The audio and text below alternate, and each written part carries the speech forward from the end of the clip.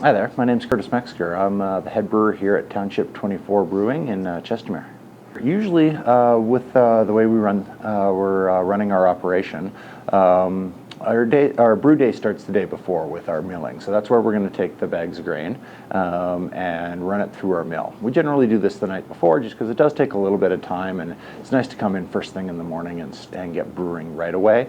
So we usually take 2, sometimes 3 people if we can round up a helper to help us run our grain through the mill. So probably seen, as you've seen with that process, we take the bags of grain, dump into the top of the mill, and collect it into Rubbermaid bins, which are then put into the mash tun the next day. Step 2 is adding the grains into the mash tun.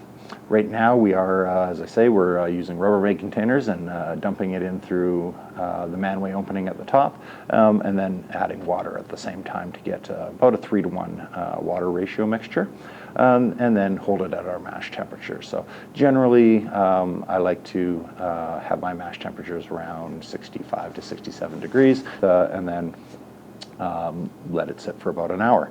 Once the mash is completed, we'll then move on to a heat ramp phase. We'll heat it up to about 76 degrees, which helps to stop and slow down the enzyme conversions and kind of lock in the amount of sugars that you have in that wort. Also thins out the mash a little bit. So if a liquid's hotter, it flows a little easier. So that makes the transfer stage a little bit simpler for us. Which brings us to our next step, which we start is recirculation phase. So that's where you're going to take the wort out of the bottom of the mash tun and then pump it back into the top of the mash tun. What this does is that sets that grain bed to work as a filter. So all of the liquid in the mash tun is going to flow through the grain and then out the bottom, and then gets spit back up into the top of it. Just kind of set that grain bed, and also helps to clarify the wort. So we've got a sight glass on the top of the mash tun that you can see you'll see it goes really cloudy to start with, and by the time we're finished 5 or 10 minutes of recirculation, you got a really nice clear liquid going. Once you've got a nice clear liquid, throw a couple of valves, and all the liquid starts pumping into our kettle. With the kettle then, or with that stage, we call it the lauter. So the lauter is the process of moving the liquid from the mash tun to the kettle. Secondary stage in there is called sparging.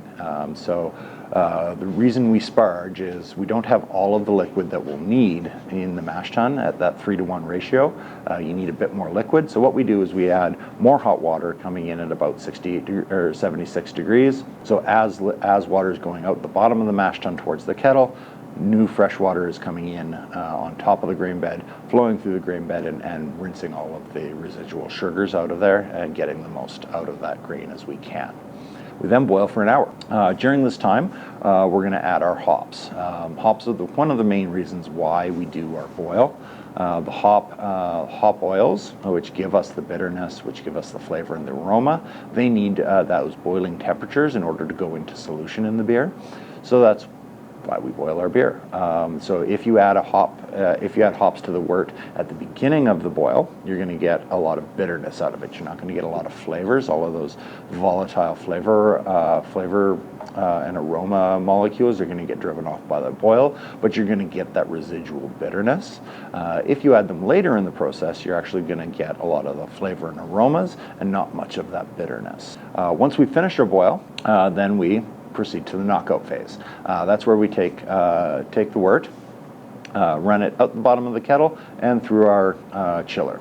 So we go through our plate chiller, takes that boiling liquid down to about between 18 and 10 degrees Celsius on the way to the fermenter. As it's going to the fermenter, we're also going to inject yeast in line at the same time. So the yeast is, of course, what turns sweet wort into beer. The yeast then eats the sugars, providing us with ethanol and CO2 as the 2 byproducts from the yeasts from their process. So, of course, it gives us beer and helps carbonate the beer.